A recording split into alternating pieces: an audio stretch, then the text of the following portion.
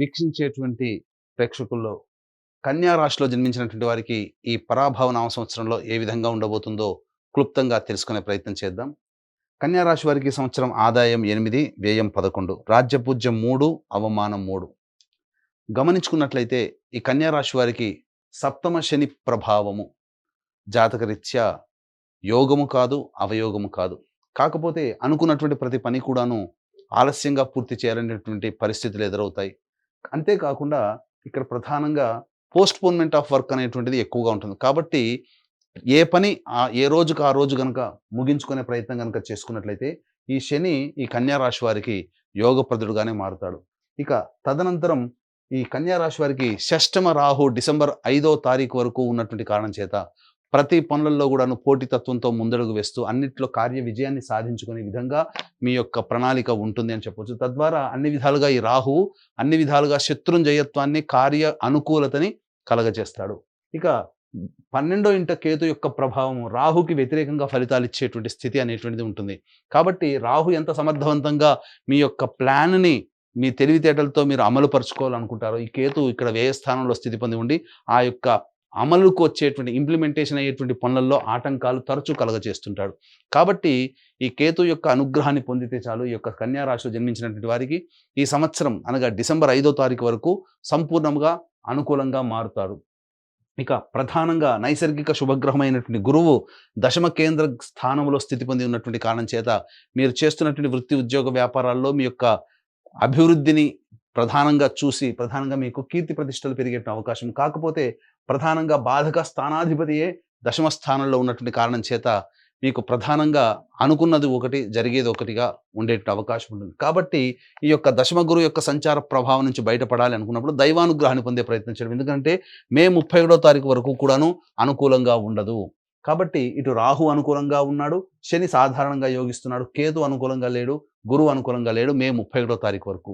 తదనంతరం జూన్ 1వ తారీఖు నుంచి అక్టోబర్ 30వ తారీఖు వరకు కర్కాటక రాశిలో సంచారం చేస్తున్నటువంటి కారణం చేత ఇటు రాహువు, ఇటు గురువు ప్రధానంగా అన్ని విధాలుగా యోగాన్ని ఇచ్చేటువంటి పరిస్థితి. కాబట్టి ఈ కన్యా రాశిలో జన్మించినటువంటి వారు ఏదైనా పని సాధించుకోవాలి, కొత్త పనులు మొదలు పెట్టుకోవాలి, అనుకున్న పనులలో ముందడుగు వేయాలి, ఆర్థిక పుష్టి జరగాలి, ధనాభివృద్ధి కావాలి, అన్ని విధాలుగా సహాయ సహకారాలు సమాజం నుంచి, కుటుంబం నుంచి, ఉద్యోగం చేస్తున్నటువంటి తోటి సహాయ ఉద్యోగస్తుల నుంచి పొందాలనుకున్నప్పుడు జూన్ 1వ తారీఖు నుంచి అక్టోబర్ 30వ తారీఖు ఉన్నటువంటి మధ్యకాలం ఈ 5 నెలల కాలంలో మీరు ప్రయత్నాలు ప్రారంభించవచ్చు.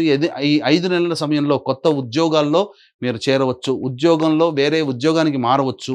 అలాగే ప్రధానంగా ఈ సంబంధించినటువంటి కొత్త వ్యాపార అభివృద్ధి, వ్యాపార విస్తరణ, కొత్త వ్యాపారాలు ప్రారంభించడం లాంటివి చేసుకోవచ్చు. అన్ని విధాలుగా ఈ సమయం చాలా అనుకూలంగా ఉండేటువంటి సమయంగా చెప్పవచ్చు. ఇక అక్టోబర్ 31 నుంచి జనవరి 24వ తారీఖు వరకు కూడాను సింహరాశిలోనే గురు సంచార ప్రభావం కాస్త ఒడిదుడుకులు చేసేటువంటి ప్రతి పనులలో కూడా ఎక్కువగా ఉండడం.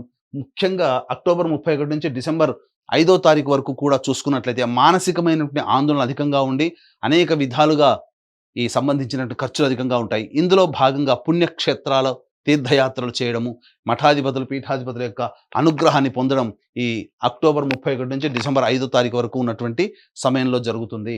తదనంతరం ఈ జనవరి 24 నుంచి ఉగాది వరకు కర్కాటక రాశిలోనే మళ్ళీ గురు సంచారం చేస్తున్నటువంటి ఈ కారణం చేత ప్రధానంగా అన్ని విధాలుగా యోగదాయకంగా ఉంటుంది అని చెప్పవచ్చు.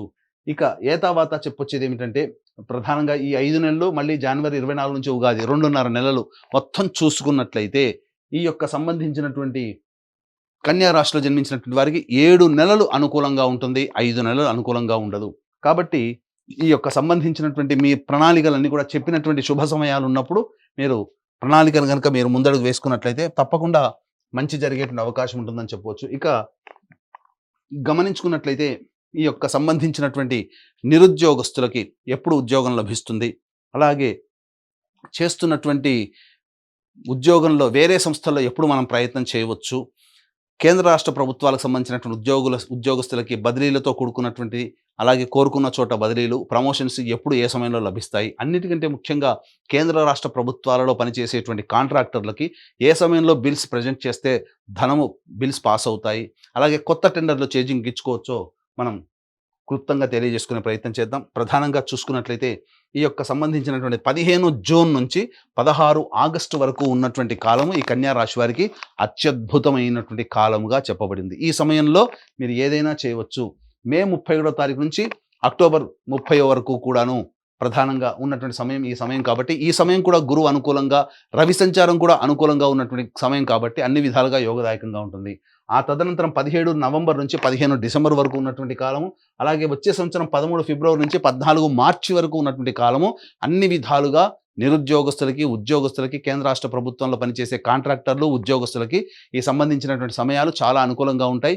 మిగతా సమయాల్లో బాగుండవా, మిగతా సమయంలో ప్రయత్నం చేయకూడదా అంటే, గ్రహాలు అనుకూలంగా లేని సందర్భంగా ఉన్నప్పుడు ప్రయత్నం చేసినా మీ యొక్క దైవానుగ్రహం పూర్వపుణ్య కర్మ వల్ల వచ్చినప్పటికీ కూడా ఆ ప్రయత్నంలో మీరు అడుగుపెట్టిన తర్వాత అక్కడ కొన్ని కష్ట నష్టాలు భరించాల్సినటువంటి పరిస్థితి. కాబట్టి వాటికి సిద్ధంగా ఉంటే మిగతా సమయంలో కూడా మీరు ప్రయత్నం చేయవచ్చు.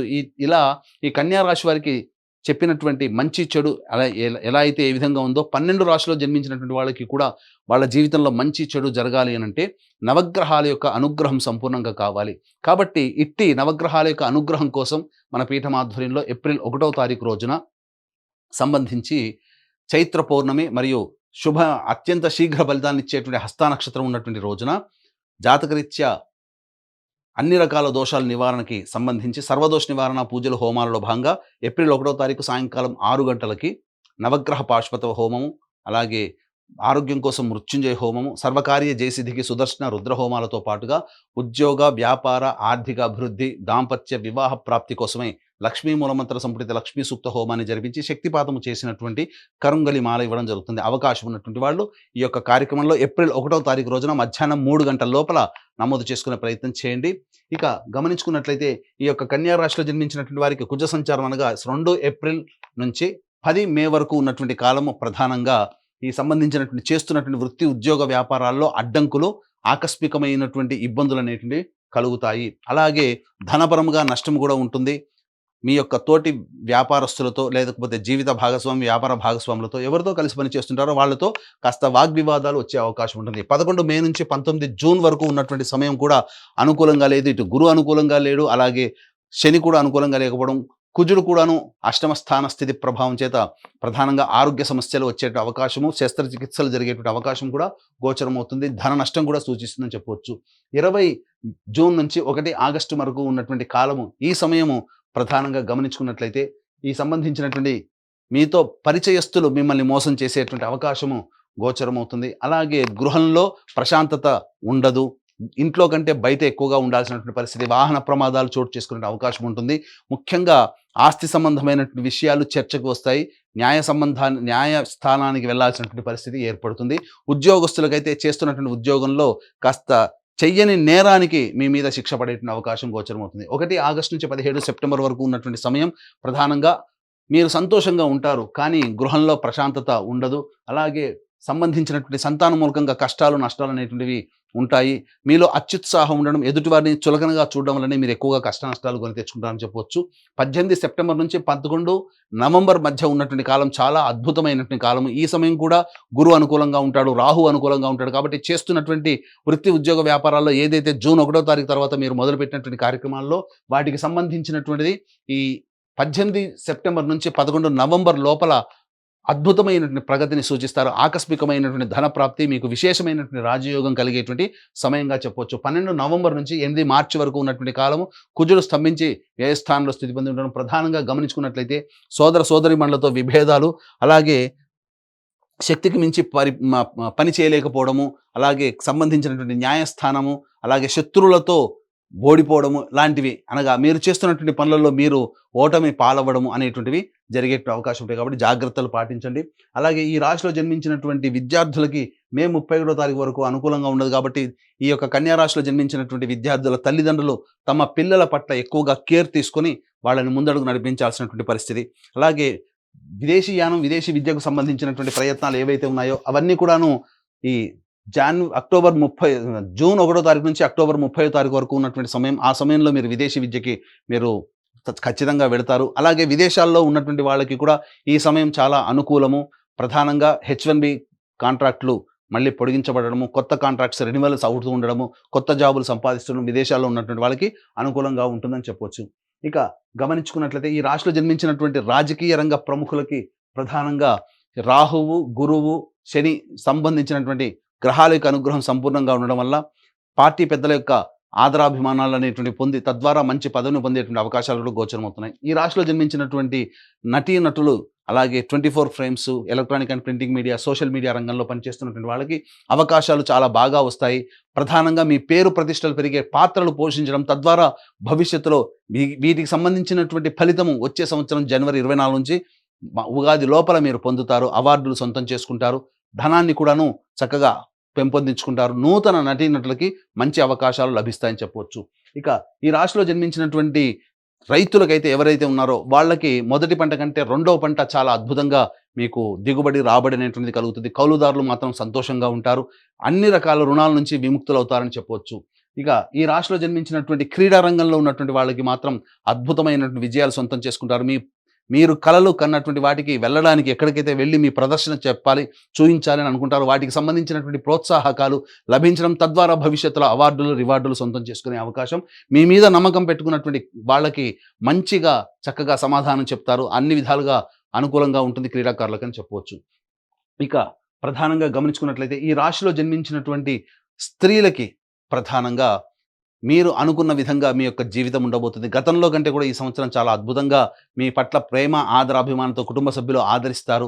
కోల్పోయిన చోటే గౌరవ, కీర్తి, మర్యాదలన్నీ కూడాను పొందుతారు. అలాగే సమాజంలో మీ మీద సంబంధించి మీరు అభివృద్ధిని చూసి మీ మీద బురద జల్లి మీకు వ్యతిరేకంగా మీకు వెన్నుపోటు పొడిచేటువంటి వ్యక్తులు ఎక్కువగా ఉంటారు. కాబట్టి వాళ్ళ పట్ల ఒకంత ఆలోచనతో, దృక్పథంతో ముందడుగు వేయండి. విలువైన వస్తువులు, ఆభరణాలు కొనుగోలు చేస్తారు.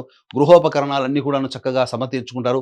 మీకు వాహన యోగం అనేటువంటిది ఈ యొక్క రాశిలో జన్మించినటువంటి వారికి ఉండబోతుంది. సంతానం కాని మహిళలకి సంతాన ప్రాప్తి అనేటువంటిది ఉండబోతుంది. ఇక గమనించుకున్నట్లయితే ఈ రాశిలో జన్మించినటువంటి స్త్రీ పురుషులకి వివాహము జరిగి చక్కగా దాంపత్య జీవితంలో కొనసాగుతారు. అలాగే అక్టోబర్ 31 నుంచి జనవరి 24 వరకు ఉన్నటువంటి సమయము, ఈ సమయంలో కాస్త మానసిక ఆందోళన ఎక్కువగా స్త్రీ పురుషులకు ఉంటుంది. జూన్ 1వ తారీఖు నుంచి అక్టోబర్ 30 వరకు ఉన్నటువంటి సమయం ఏదైతే ఉంటుందో ఈ సమయంలో సంతానం కోసం ఎదురు చూస్తున్నటువంటి వాళ్ళు చక్కటి శుభవార్త వింటారు అని చెప్పవచ్చు. ఇక గమనించుకున్నట్లయితే చాలామందికి కళ, సొంత ఇంటి కళ నెరవేర్చుకోవడం. ఈ సొంత ఇంటి కళ అనేటువంటిది ఎప్పుడు సంప్రాప్తమవుతుంది? ప్రధానంగా మీరు గనక ప్రయత్నం చేస్తే జూన్ 1 నుంచి అక్టోబర్ 30 లేదా వచ్చే సంవత్సరం జనవరి 24 నుంచి ఉగాది లోపల మీకు సొంతింటి కల నెరవేరబోతుందని చెప్పవచ్చు.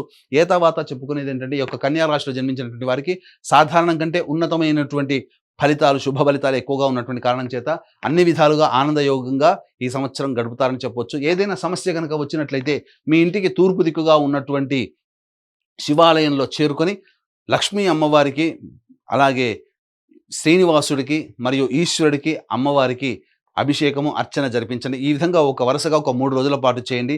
తప్పకుండా మీ సమస్య పరిష్కారం అవుతుంది. అంతేకాకుండా ఈ సంబంధించినటువంటి మీ యొక్క జాతకరీత్యా నవగ్రహాల యొక్క అనుగ్రహం కోసం మన పీఠం ఆధ్వర్యంలో ఏప్రిల్ 1వ తారీఖు రోజున జరిగేటువంటి సర్వదోష నివారణ పూజల హోమాల్లో గోత్రనామాదులు నమోదు చేసుకుని కరుంగలి మాలను సొంతం చేసుకోవడం ద్వారా ఈ యొక్క కన్యా రాశులతో పాటుగా 12 రాశులు జన్మించినటువంటి వారికి జీవితంలో ఈ సంవత్సరం అంతా వచ్చేటువంటి గ్రహాల యొక్క అనుగ్రహం ద్వారా అన్ని సమస్యల్ని పరిష్కరించుకొని ఆనందకరమైన జీవితాన్ని పొందుతారని ఆకాంక్షిస్తూ సర్వం శ్రీ ఉమామహేశ్వర పరబ్రహ్మార్పణమస్తు.